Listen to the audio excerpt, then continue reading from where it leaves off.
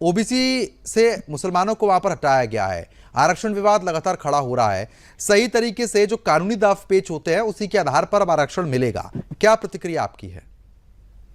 देखिए, कानूनी तरीके से काम करना गलत नहीं है, लेकिन सिर्फ मुस्लिमों को टारगेट करना भी तो सही नहीं है। पूरे देश में सिर्फ वो मुस्लिमों को ये नहीं दिया जाए, मुस्लिमों से अधिकार छीन लिया जाए, मुस्लिमों से हक छीन लिया जाए। आप काम करिए, क्रिमिनलों पे कार्रवाई आपकी बिल्कुल सही है कि हाँ, क्रिमिनल अगर जहाँ पे हैं आपकी कार्रवाई हमें भी अच्छी लगती है।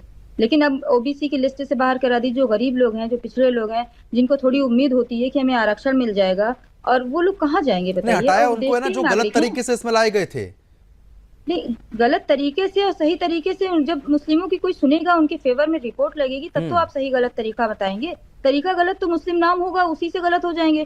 कभी कभी ये होता है ना कि माहौल के हिसाब से ऑफिसर्स भी काम करने लगते हैं। ऑफिसर्स उन लोगों की बिल्कुल सुनाई नहीं करते जो मुस्लिम होंगे, तो उनको तो गलत तरीका मान ही लिया जाएगा सारी चीजें। मुझे लगता है कि बहुत सेंसिटिव मामला है ओबीसी का आरक्षण। लोगों की पूरी जिंदगी जुड़ी रहती है, उनकी लाइफ नहीं, स्टाइल जुड़ी अब रहती है, 2010 के और बाद की हम योजनाओं का बात कर लाभ लेते कैसे हैं। मिल सकता है? टीएमसी ने जिस तरीके से अब वहां पर मुस्लिम वोट बैंक को लाभ देने के लिए जो आरक्षण उनको दिया गया, जो बिना सोच समझ के, बिना किसी कानूनी दावपेच के उनको आरक्षण की सूची में शामिल कर दिया गया। अब उसकी समीक्षा हुई, उन्हीं लोगों को हटाया जा रहा है जो गलत तरीके से है। जो 2010 से पहले के 66 समुदाय हैं उनको तो कोई दिक्कत नहीं है, उनको तो लाभ मिलेगा ही मिलेगा, तो उसमें आपत्ति नहीं होनी चाहिए फिर तो।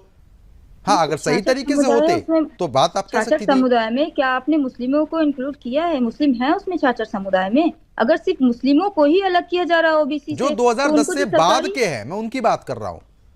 2010 के बाद के, हमने माना आपकी बात की, आप सही कह रहे हैं, आप कानून के हिसाब से काम कर रहे होंगे, लेकिन इलीगल वे पे चलिए घुसपैठिए हैं, आप उनके खिलाफ कार्रवाई कर दीजिए कि ये कह के कार्रवाई होगी कि घुसपैठिया हैं। और जो इलीगल वे में वर्क कर रहे हैं, आप ये कहेंगे कि ये इलीगल काम करते हैं, ये क्रिमिनल्स हैं, उनके अगेंस्ट आपने कार्रवाई करी। कभी हम लोगों ने कभी कोई शिकायत नहीं करी, मुस्लिमों ने कोई शिकायत नहीं करी आपसे। लेकिन अगर आप ये कह देंगे कि योजनाओं का लाभ छिन जाएगा, सबका परिवार है, बच्चे हैं, सारी चीजें हैं, सरकारी योजनाओं, देश के ही नागरिक हैं, उनके साथ कैसा व्यवहार होगा? और कोई सुनता सुनाता है नहीं। आप जैसे कह रहे हैं मुस्लिमों की ज्यादातर, हाँ, सरकार अच्छी है, शासन व्यवस्था अच्छी है, लेकिन अगर मुस्लिम का आप कोई भी रिप्रेजेंटेशन, एक एप्लीकेशन लेके चलिए, इवन हम लोग खुद वकील हैं, अगर हमारे नाम का एप्लीकेशन चला जाए तो अधिकारी उठा के उसको इतने हल्के लाइटली फेंक देते हैं कि अरे तो मुस्लिम है, इनकी सुनना ही किसको है? तो कुछ ऐसे भी कार्रवाई हो सकती है। तो आपको ये न्याय सुरक्षित करना होगा। न्याय को संरक्षित अगर कर रही है आपकी सरकार तो बहुत अच्छी बात है, आप कर लीजिए। लेकिन अगर न्याय संरक्षित नहीं हो रहा है, संवैधानिक अधिकार का किसी के हनन हो रहा है, तो संविधान के हिसाब से चला जाए। मेरी बस यही रिक्वेस्ट है आप लोगों से, शुभेंदु सरकार से भी, अगर वो माननीय चीफ मिनिस्टर है तो उनसे भी मेरी रिक्वेस्ट है कि अकॉर्डिंग टू लॉ चलें और कॉन्स्टिट्यूशन के अकॉर्डिंग चलें। नहीं मुस्लिम तो समझ के किसी 2010 को के सजा बाद ना से दी कौन जाए। सा अकॉर्डिंग टू लॉ चले, जब किसी को भी इसमें घुसा दिया गया आरक्षण की सूची में कि जिसको चाहिए उसको आरक्षण ले लो, बस वोट टीएमसी को दे 2010 दो। के पहले उसी जो को सुधार सरकारें किया थी, जा रहा है। एसआईआर का भी ऐसे विरोध कर रहे थे, एसआईआर का भी वही विरोध किया 2010 गया के था। पहले देखिए, जो ममता सरकार थी, हम्म। तो ममता जी की सरकार में मुझे लगता है कि सर्वे कराया होगा, फॉर्मेलिटीज तो पूरी करी होंगी। ऐसा नहीं कि बिना डॉक्यूमेंट्स के, बिना किसी वजह के किसी को आरक्षण दे दिया होगा।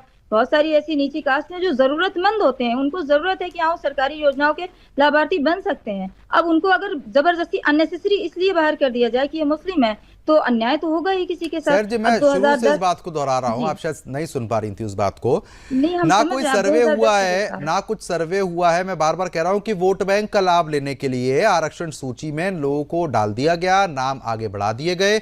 अब जब उसकी समीक्षा हुई है तो वहां से उन्हीं लोगों के नाम 2010 के बाद से जो सूची में डाले गए थे उनको हटा दिया गया।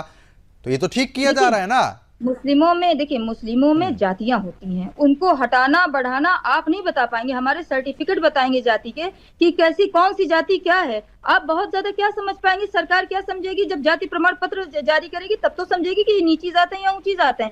भाई, सैयदों का है, आप हटा दीजिए, खान को हटा दीजिए, शेख को हटा दीजिए, पठान को हटा दीजिए, जितनी ऊंची जात है उनको आप हटा दीजिए। अब बच्चे जो नीचे वाले जाते हैं, जो पसमानदा समाज में आते हैं, अब पसमानदा वालों को अगर आप सर्टिफिकेट के अकॉर्डिंग इंक्लूड करते हैं तो ठीक है, आपका कानून बिल्कुल सही है, आपका सर्वे सही है। लेकिन अगर पसमानदा को भी हटा देंगे, आप पसमानदा को ओबीसी में ही, चलो ठीक है, बीजेपी, ठीक है, मैं सवाल इसका जवाब ले लेता हूं। बीजेपी प्रवक्ता भी हमारे साथ जुड़ चुके हैं, कुशल पांडे जी हैं। कुशल जी, अब लगातार विवाद ये